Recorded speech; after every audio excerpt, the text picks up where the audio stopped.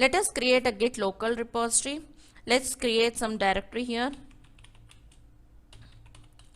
Let's say git projects. Let's go into this directory. In this directory, I'm going to create another directory. Let's say project 1, cd project 1. So this is the present working directory. I want this project 1 to act like a local repository, meaning I'm going to create my project files or program files in this directory which need to be version controlled by Git. See, we have Git installed here. Now I want to tell Git, please version control the files in this directory. How to tell Git? Means I want to tell Git to version control the files in this directory, or else please version control this directory. So Git will track all the files in this directory. So to do that, we have a command called git init. Git init will initialize the Git repository here. Let's run this command. See, it says initialize empty Git repository. It will initialize an empty Git repository, a bare Git repository. You can see all the hidden files. It will list all the hidden files. Now .git, meaning Git has created a bare empty Git repository. It means that Git is initialized here. Now onwards, if I create any files here, they will be version controlled by Git. Now let's create some files here. Here I am going to create a simple text file. Let's say file1.txt. Let us add some content here. This is the first file. You can add any lines here. I am just adding a simple line. Now I have created a file. So where is this file? Is it in the working directory or is it in the local repository? Let's see. You have a command called git ls. Git ls files will list the files in the git local repository. Say there are no files, whereas ls shows the files in the working directory. So now if I run a command called git status, it will show like the status of the local repository. See, it says that untracked files file1.txt, meaning Git knows that there is a file in the working directory, but it is not getting tracked by Git. How to get it tracked?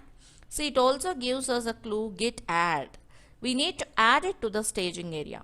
If you consider the architecture here, now the file is in this working directory. Now I need to add it to staging area before I commit them to the local repository. Now let us run the command git add the file name file1.txt. Now let us run git status. See, the message here changes. It is not saying it's untracked. Now it's getting tracked, but changes to be committed. So to commit the changes, we have to run the commit message. If we want to remove the file from staging area, you have the command git rm cache and the file name. We'll talk about it in little later. Now let us add the changes. Git commit -m, some commit message. Let's say first commit. Let us run this so that the changes, whatever changes you have in the staging area, will all be added into the local repository. So for the first time we are committing, it will ask for the credential so that it is logging. It will create a log using this user ID and email. So let's create some username. I'm just giving some username as DevOps and then some email ID.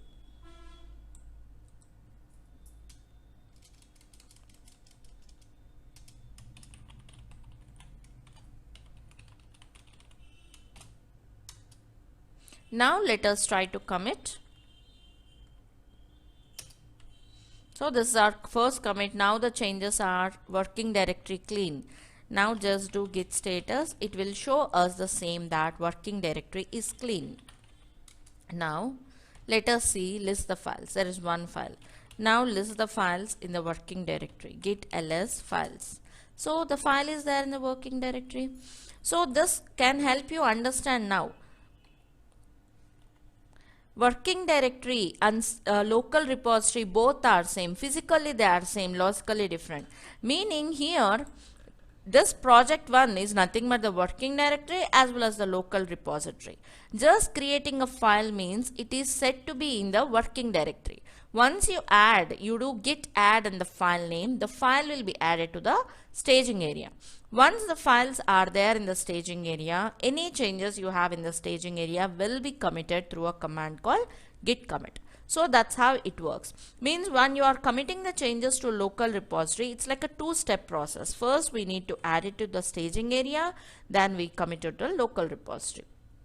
Any number of files, any changes in the staging area can be committed with a single command, git commit.